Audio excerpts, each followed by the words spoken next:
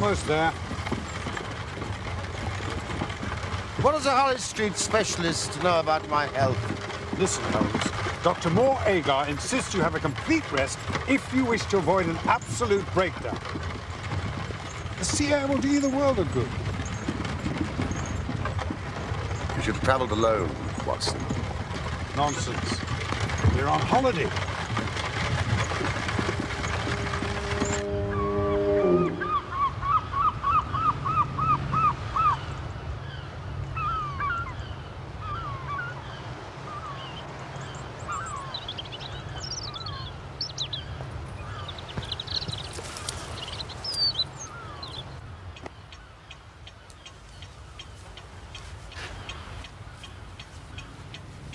Why, it's wonderful, Holmes, wonderful.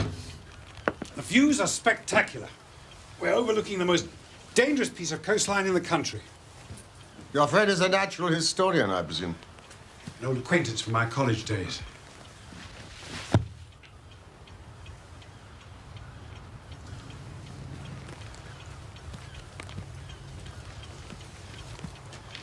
I'll see you for the luggage. Thank you.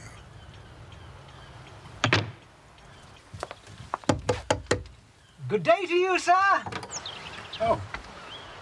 I thought as we were going to be neighbours for the next few weeks, I ought to say a few words of welcome. How very kind. And, of course, I've long wanted to meet Mr. Sherlock Holmes. It is indeed a pleasure, sir. Thank you, but I'm Dr. John Watson. Oh. Come in. This is my good friend, Sherlock Holmes. 1,000 apologies, I should have realised. Do come in, Mr. Rounding. Very stupid of me. How did you know my name? You have an interest in archaeology, do you not? Why, yes. Deduce, Watson, come. Deduce. You've got mud on the points of your shoes and beneath your knees and on the fingers of your right hand. Which indicates that you've knelt on the ground for a length of time. Oh, Watson, you're coming along marvelously. You're a left-handed gardener. You're a student of archaeology. You've published a paper on the theories surrounding Neolithic burial rites. You are the Reverend Francis Roundhay, vicar of the parish of Tredenick Wallace. Astonishing, sir. Please, sit down. But left-handed. The hand with which you hold the trowel. Exactly right. Precise in every detail. But how, sir, how? Vicar. The parish magazine, it's all... Outrageous. The village is nearby. Oh, yes, just along the coastal path. It's secluded, but it caters for all our needs. I suppose, is that the nearest habitation? No, the Tregennis estate is about a mile inland. Very nice people, and I'm sure they'll extend to you some fine Cornish hospitality. However, I've imposed enough upon you for one day. Perhaps you'd care to come and have dinner with me one evening at the vicarage? Oh, then we should impose upon you and your family. Oh, no, alas, I have no family. I live alone, except for Mr. Tregennis, who has a suite of rooms in the house. But does he not live on the estate? A family dispute. His sister and two brothers live there, but he chooses to live apart. Do you know, dinner at the vicarage is a splendid idea. We must arrange a date. Yes, well, of course, gentlemen. Good day to you.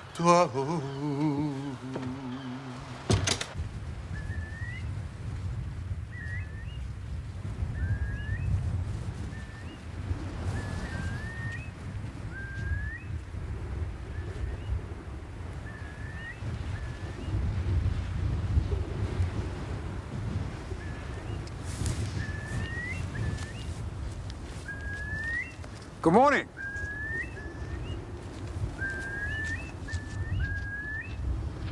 Cornish hospitality. Weather-pitted slabs of granite. Ancient tombs. Scattered throughout the length and breadth of this peninsula. Like the sea. I suppose death is always with us.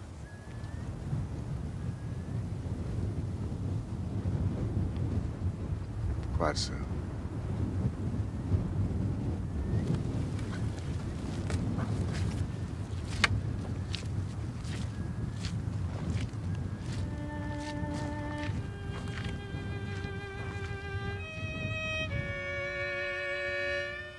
Quite often during those days in Cornwall, Holmes would strike out alone.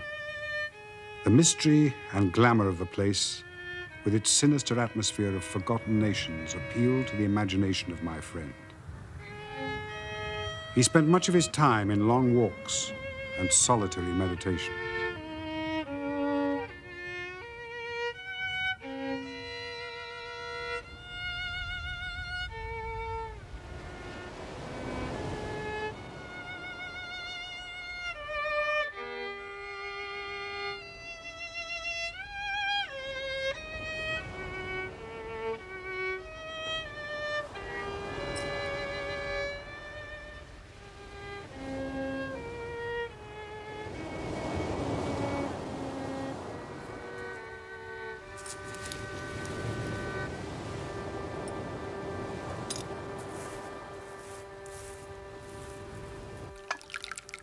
One morning, however, my friend's convalescence was violently interrupted.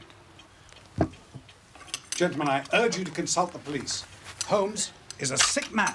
Yes, but getting better all the time, Watson. This is a matter of some emergency. Mr. Holmes, we can only regard it as a special providence that you should chance to be here at this time, for in all England you are the one man we truly need. I've tried to explain to Mr. Tregennis and Mr. Roundhay that you're in convalescence. Yes, I'm sure they'll be very sympathetic. Please sit down. Thank you. The fact is, as I've explained to Dr. Watson, the most extraordinary and tragic affair has occurred here during the night. You have my full attention. Perhaps I'd better say a few words first. This is Mr. Tregennis, of whom I spoke. Now, Mr. Tregennis spent last night in the company of his brother George and Owen and his sister Brenda at their house at Tredannick Water. He left them playing cards around the dining table in excellent health and spirits. But on his return this morning, he discovered a truly bizarre state of affairs. All three, both alive and dead, retained upon their faces an expression of utmost horror. Dead. A convulsion of terror. It was dreadful to look upon. Was there any sign of anyone else in the house? Only Mrs. Porter, cook and housekeeper. She'd slept deeply and heard no sound in the night. Is anything missing? Disarranged? Nothing, Mr. Holmes. Could possibly frighten a young woman to death and two strong men out of their senses. Yes, what indeed? And I'm sure, Holmes, that the local police will have reached some conclusions. However erroneous they may be. Holmes. Think. Tell me about last night, Mr. Degas. Well, Mr. Holmes, I supped there, as the vicar has said. And my elder brother George proposed a game of whist afterwards. Or 10:15 when I moved to go. Who let you out? Mrs. Porter had gone to bed, so I let myself out. The window of the room in which they sat was closed, but the blind was not drawn down. There was no change in door or window this morning, nor any reason to think that any stranger had been to the house. Yet there they sat, driven clean mad with terror. I'll never get sight of that room out of my mind as long as I live. Yes, the facts are most remarkable. Mr. Degas, do you have any theory of your own which might account for them? It is devilish. Devilish, Mr. Holmes. It is not of this world. Well, if the matter is beyond humanity, it is certainly beyond me. I trust so, Holmes.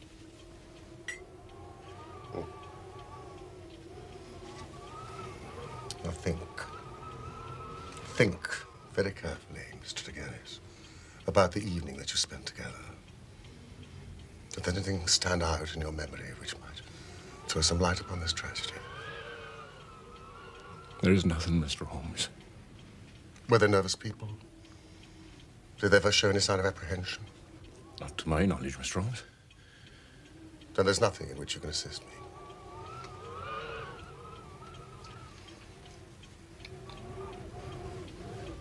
There is one thing occurs to me.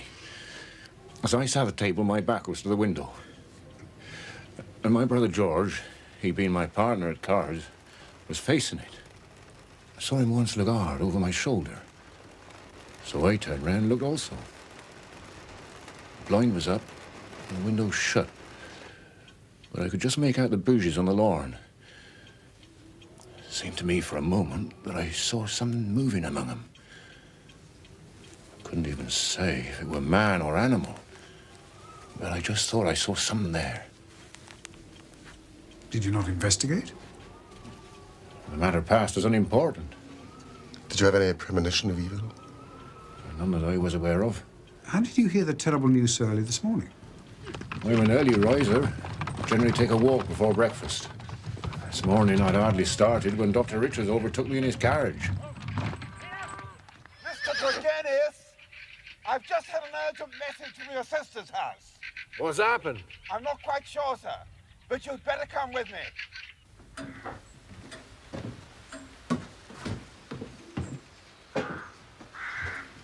She's been dead at least 6 hours. No sign of violence. How? I've never seen the like, Mr. Tregennis. Not in all my years as a...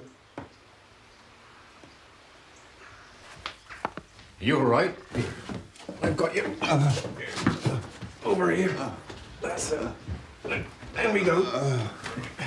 We nearly had him on our hands as well.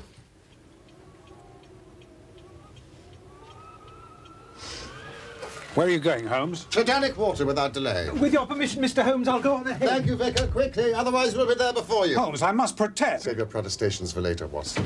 Much later. I gather you were divided in some way from your family.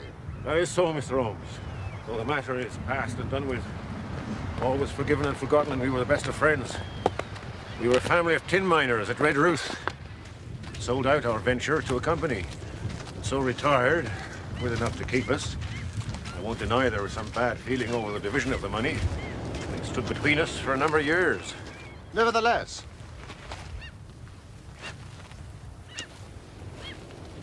you decided not to leave Cornwall. I suppose I entertained some hopes of returning home one day. Holmes!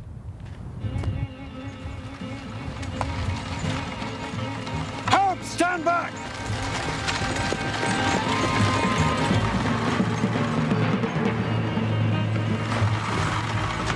My brothers. They're taking them to house.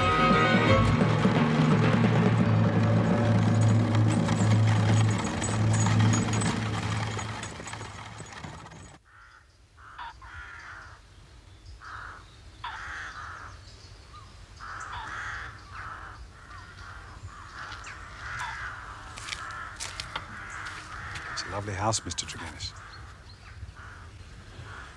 It's a very sad house. This is the window through which you saw the shadowy form. Approximately what distance was it from the glass? I should say not less than 10 feet. I guess. About here. There's no sign of a forced entry. Then the window, of course, would have remained locked. My sister made sure of that. Even in Cornwall, Burley. So dreadfully so. It's quite all right, Mr. Holmes. An accident.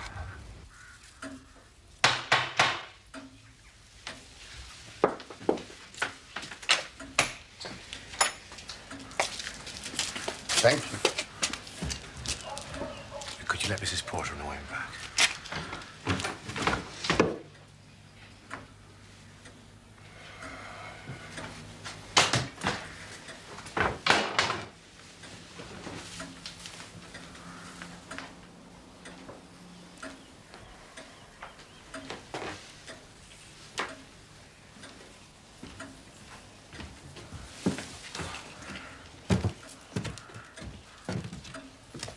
I should like to meet the housekeeper. Of course. Oh, but please try to avoid causing further distress. Death is always distressing, Mr. Tregennis. Ah. The chairs. Well, they must have been moved after the police left the house. That one here, Mr. Holmes. One over there. This one here. And this one over here. Has anything else been moved? All is as I remember it. You must understand there was a great deal of fuss and confusion when I arrived this morning. Things may have been moved without thought given to their significance in a criminal investigation. Criminal. That is a very interesting word. So you no longer subscribe to the theory of a supernatural explanation? I don't know. Where were people sitting? I sat here, facing Georgie, my brother George. Rainer sat next to me, Owen across from her. Oh, that's curious. What? I mean, from this position, the figure outside of the window must have been well over 6 feet. I can only tell you what I saw, Mr. Holmes.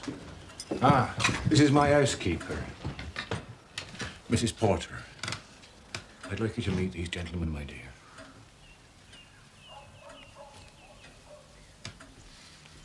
She was so beautiful. So beautiful. She is still very upset. We're all very upset, Mr. Roundhay. Come and sit down. I'll not stay in this house one moment longer than I have to, sir. I shall rejoin my family in St. Ives. But you're part of our family. The family Tregennis is dead, sir. Dead or as good as. I'm still alive. Mrs. Porter.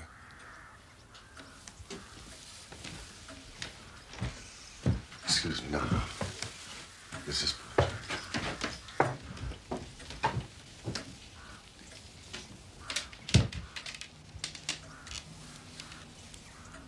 My name is Sherlock Holmes. And I'd like you to tell me all that you know. Mr. Holmes is a detective. He's going to try and find out what happened to Brenda. Don't you worry. Please, leave nothing out. I can tell you very little, Mr. Holmes.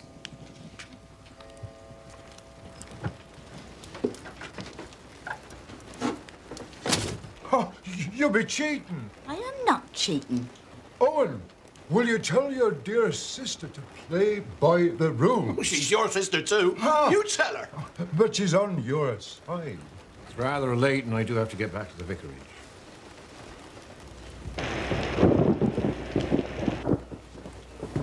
Mortimer, you must stay here for the night. Oh, please say you will. Well, don't force him to stay if he doesn't want to, Brenda. Oh, really? I thought we'd put an end to our squabbling. Mortimer is just as much my brother as you and Georgie. Don't worry, dear brother. I know where I'm not welcome. And why visit us at all? You disowned us. Or have you forgotten? We'll be all right now, Beth, if you wish to retire. Is Mr. Tregennis staying with us tonight? Why? Do you also object to my presence, Mrs. Porter? Mortimer! I want to know, should I air your room, sir? Sorry. Thank you, Beth. That'll be quite all right. Mr. Tregennis will not be staying. Very good, Miss Brenda. Is it customary to have a fire in the room at this time of year? It was a cold and damp night, Mr. Holmes. Well, I must say, I thought it was rather humid. I suffer with a mild blood disorder. Feel the cold on even warm nights. I know how you feel. Now, Mrs. Porter, was the door to this room closed when you entered this morning? Oh, certainly, sir. You nightingale, as they sing in the valley below, as they sing in...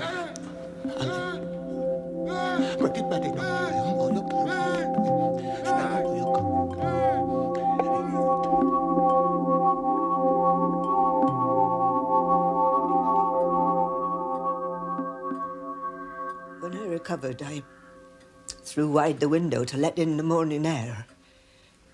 Then I ran down to the lane and sent a farm lad for the doctor. And the rest, I think you know, sir.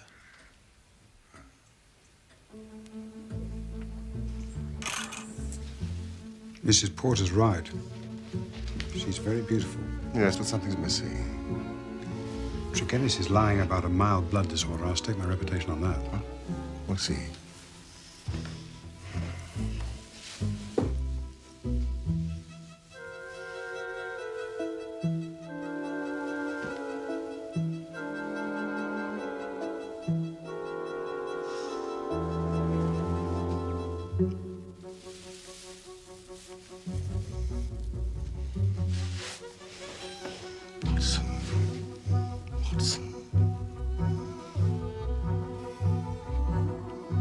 Look at this. That's very unusual.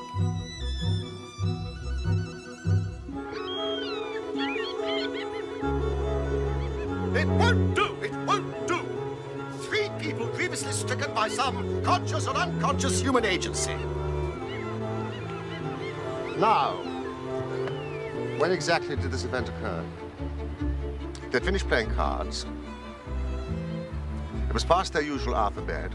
Apparently the chairs had not been pulled back from the table. Well, it must have been only moments after Tregennis left the house. Exactly. You're conscious, of course, how I managed to obtain a clearer impress of his foot. Yes, I guess something of the sort.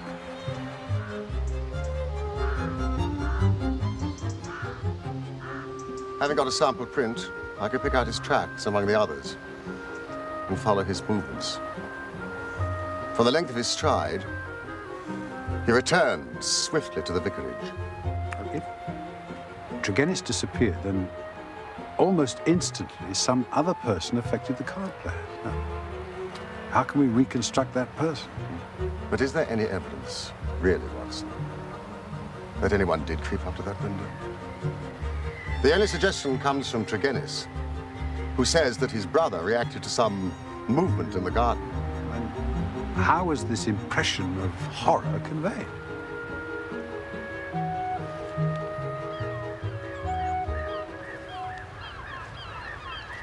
You're Mr. Sherlock Holmes, the detective. And you are Dr. Leon Sterndale, the great lion hunter and famous African explorer. Have you made any progress? Some. The county police are utterly at fault. Tell me what you know about the fate of the Tregennis family. What is your interest, Dr. Sterndale? My claim to be taken into your confidence is that during my many residences here, I have come to know this family of Tregennis very well. Indeed, upon my Cornish mother's side, I may call them cousins. So their strange fate has naturally been a great shock to me. Do you know of anything that could help us in our inquiry? Nothing at all. I may tell you that I had got as far as Plymouth upon my way to Africa when news reached me. I came straight back here to help in any way I can.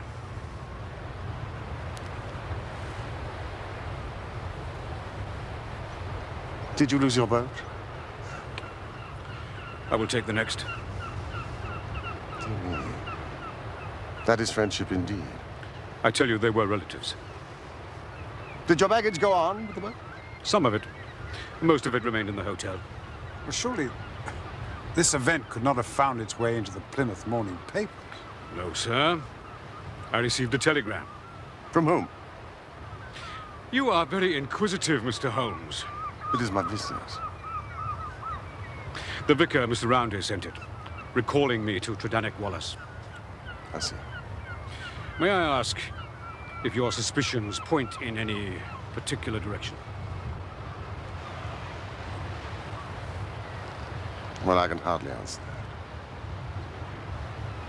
that. Then I'm wasting my time.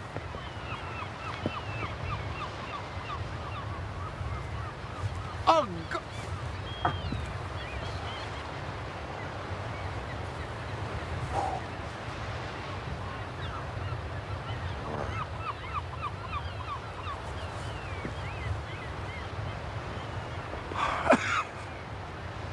To work the brain without sufficient material is like racing an engine. It cracks itself to pieces.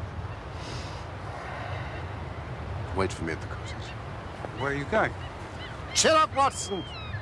Sea air, sunshine, patience. All will be revealed.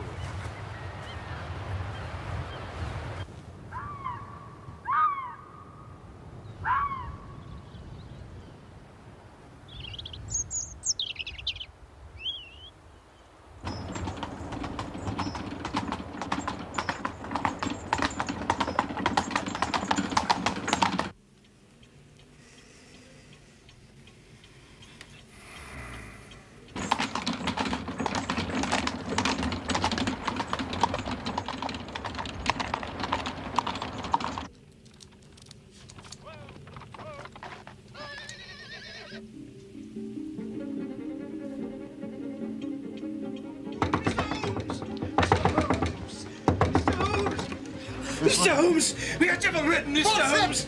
My poor parish is devil-ridden! We are given... What has happened?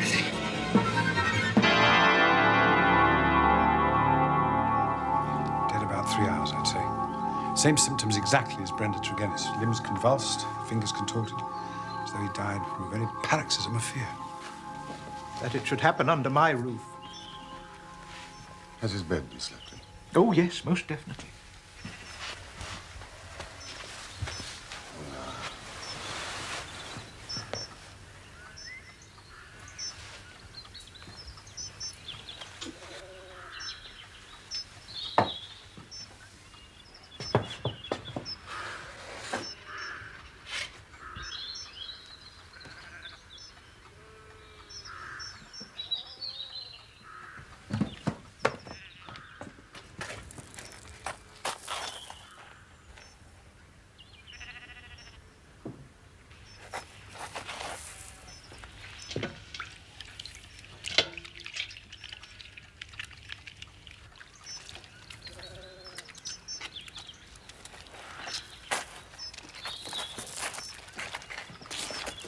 Who opened this window?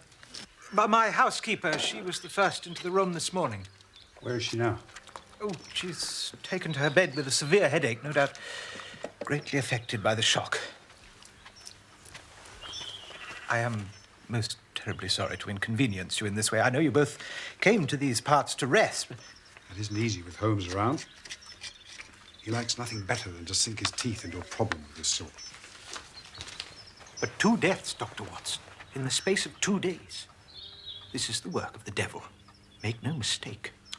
Put your faith in the known and tangible, Mr. Roundhay.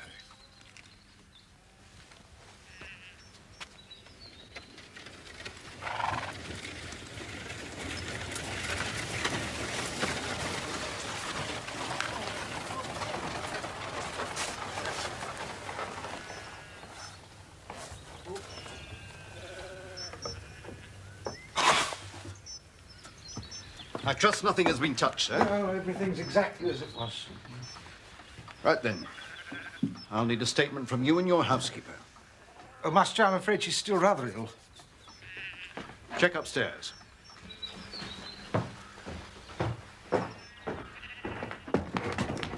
Thanks. Who are these gentlemen? Oh, Mr. Sherlock Holmes and Dr. Watson from London. I've heard of you, Mr. Holmes. I'd appreciate it if you would lead this inquiry to the official police. As you wish. I do, sir.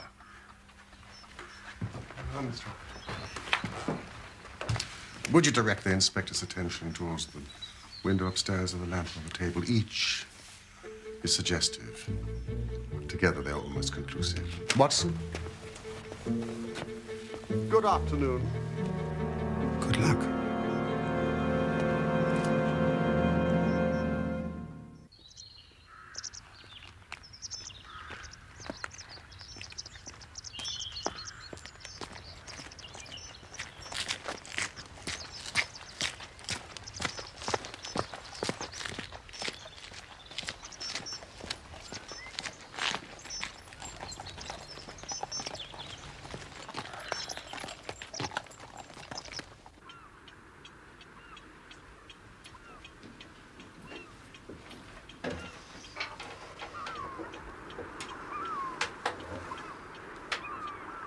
What on earth are you doing? An experiment to test a theory. Isn't that the lamp that was in Tregennis's room? Yes, I know. Oh, I see you've bought an identical one. I purchased it from a delightful little shop in the village. That's where you've been all afternoon. There is a single point of resemblance in the reports that we've heard. Now, this concerns the effect on the atmosphere of the room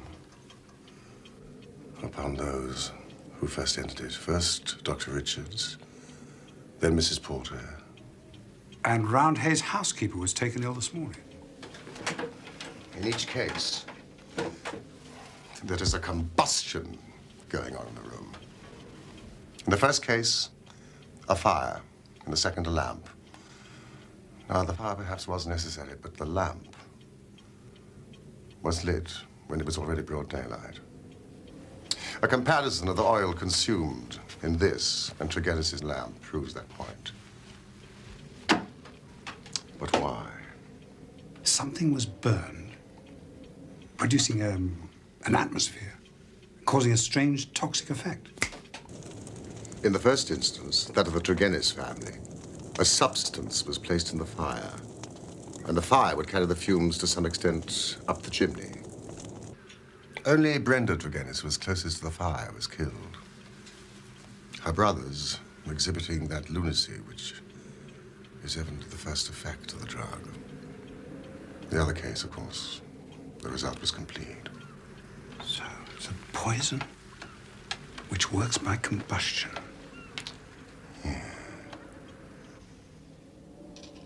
Now, the obvious place to look was the smoke guard of the lamp in Tregennis's room.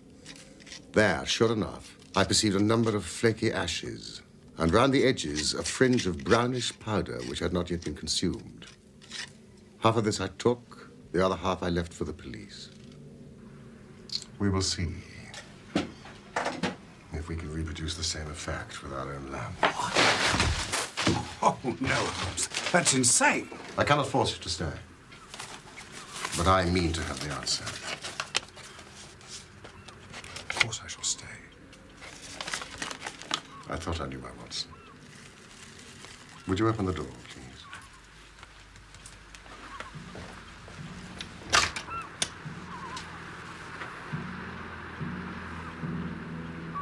Now, would you like to just sit there?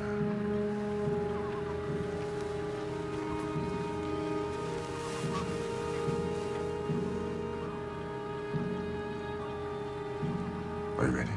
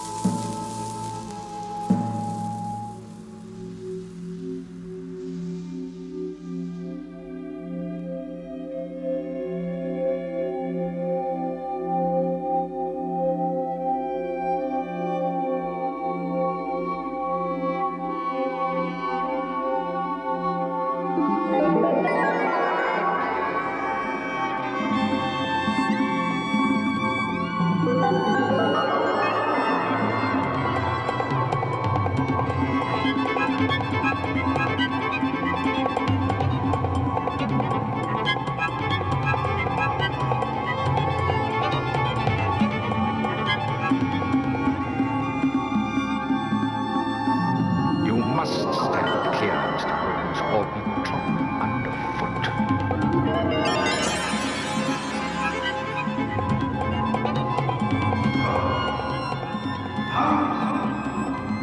Holmes! Holmes! Ah! Ah! Holmes! Ah! Holmes! Ah! For God's sake, can you hear me? John! Thank God you're all right. That was a stupid and dangerous thing to do. We could have been killed. It was an unjustified experiment, even for myself. Doubly so for a friend. I really am extremely sorry.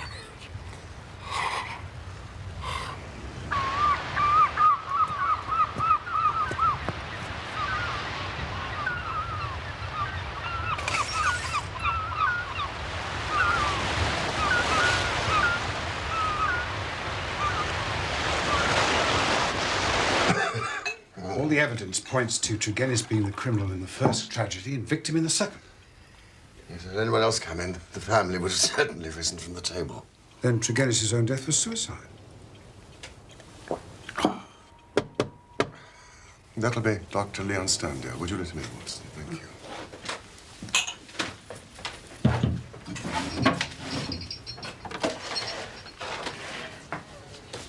Please, come in, Dr. Sterndale. Seems you're expected. I had your note about an hour ago. But let me state directly, I don't take kindly to being summoned by anybody. I thought I'd better discuss the matter here. No risk of eavesdropping. I fail to see, sir, what you can have to speak about, which affects me personally in the most intimate fashion. The killing of Mortimer Tregennis. I've lived so long among savages and beyond the law that I've got into the way of being a law unto myself. You would do well, Mr. Holmes, to remember that, for I have no desire to do you an injury. Nor are you, Dr. Sterndale. But surely the clearest proof of it is that, knowing what I know, that I've sent for you and not for the police. If this is a bluff upon your part, sir, you have chosen the wrong man for your experiment. No, the bluff is upon your side, not upon mine. Now, I will tell you the facts upon which my conclusions are based. Of your return from Plymouth and allowing much of your property to go on to Africa, I shall say nothing except that it informed me that you were one of the factors which had to be taken into account in the reconstructing of this drama. This telegram from the hotel confirms what you told me. Now, when we last met, You asked me whom I suspected, and I refused to answer you. Then you departed. But you didn't go home. Oh, no, Dr. Stonehdale. You went to the vicarage. And you waited there for some time. How do you know that? I followed you. I saw no one. That is what you may expect to see when I follow you. You spent a restless night. You made certain plans. And then in the early hours, you proceeded to put them into action. You returned to the vicarage. Collected some distinctive red gravel from the cliff path.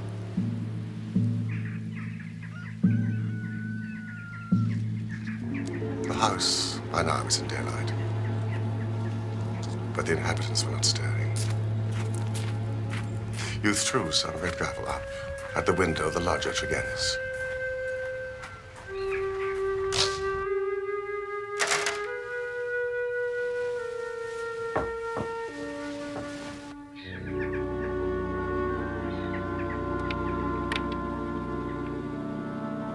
Sterndale! I must speak with you urgently. This hour? The doors are locked. The housekeeper has the keys. It is of the utmost importance!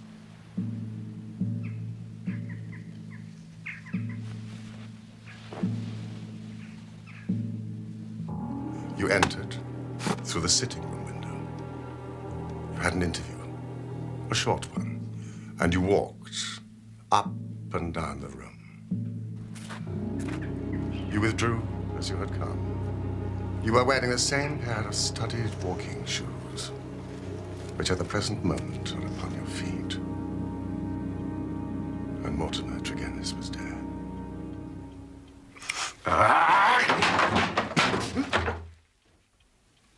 The ring you gave Brenda Tregennis. Yes. Yes. Brenda Tregennis.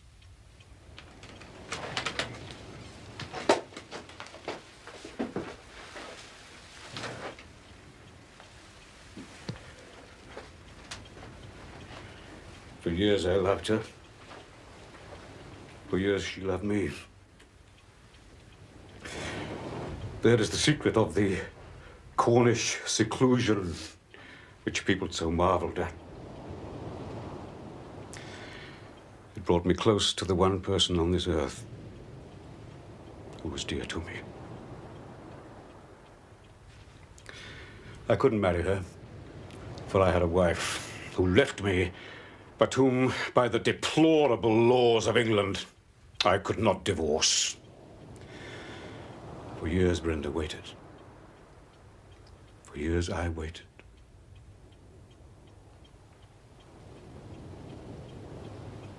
And this was what we waited for.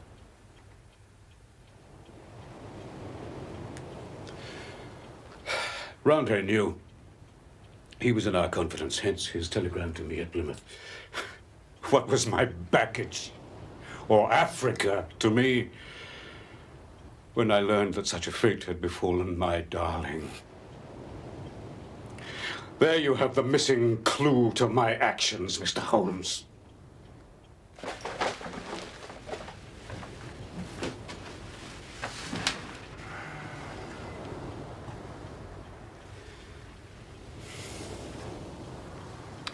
I understand that you, sir, are a doctor of medicine. Have you ever heard of Radix pedis diaboli? Devil's foot root. No, I can't say that I have. Uh-huh. Well, it is no reflection upon your professional knowledge. For I believe that save for one sample in a laboratory in Buda, there is no other specimen in Europe. It is used as an ordeal poison by the medicine men in certain districts of West Africa. And it is kept as a secret by them. You already know so much, Mr. Holmes. It is clearly to my interest that you should know all. I've already explained the relationship in which I stood to the Tregennis family. There had been a quarrel about money which estranged this man, Mortimer. A sly, subtle, scheming man. But for Brenda's sake, I was friendly with her brother. One day, a few weeks ago, he came to my cottage, and I showed him some of my African curiosities. Among other things, I exhibited the devil's foot. Poison, you say? Fascinating. You wouldn't think so if you were to try it. The smallest amount could be fatal. In this powder form, it reacts instantaneously when burned. It stimulates those brain centers which control the emotion of fear. Madness, or death, is the fate of the unfortunate native who is subjected to the ordeal by the priest of his tribe. Can he be detected? Not by European science. A few days later, my cottage was broken into. But since nothing seemed to have been taken, I gave the matter no heed until Mr. Roundy's telegram arrived at Plymouth.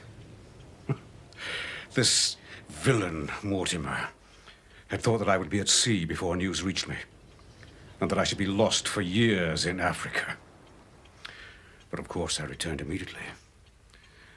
And I could not hear the details without being assured that it was my poison which had been used, and that Mortimer Tregennis himself was the murderer. My soul cried out for revenge. Oh, you murdered her. For money, you murdered your own sister. You can't prove that. No jury in the land would believe you. I'm my own jury, Mr. Tregennis. Judge, jury, and executioner.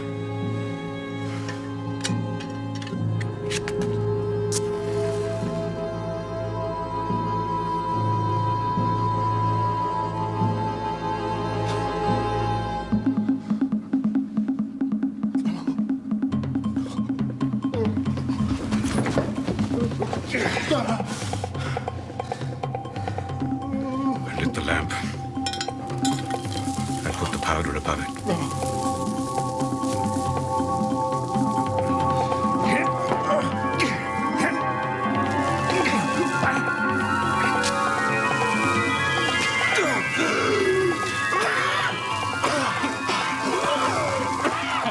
In 5 minutes, he died.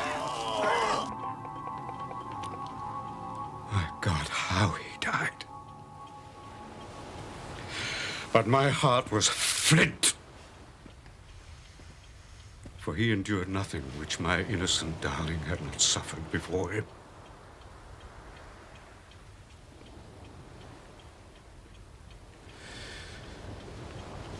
You can take what steps you like, Mr. Holmes. But there can be no man living who fears death less than I do now.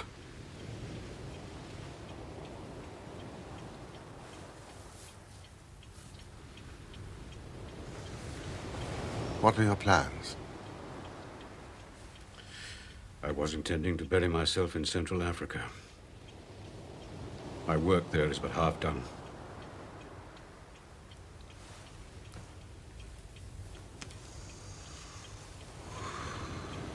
Go and do the other half. I, for one, am not prepared to stop you.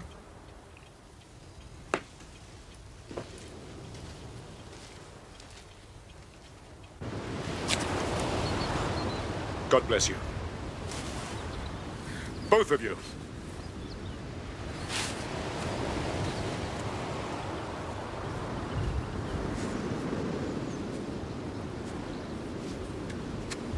Not for the first time, Holmes. You presume to take the law into your own hands. I have never loved. But if I did, and if the woman I had loved had met with such an end, I might act, even as our lawless lion hunter has done. Wouldn't you? Yes, I suppose so. But that's not the point. The point is, why should I do the work of the official police? And as you're very fond of telling me, I'm on holiday.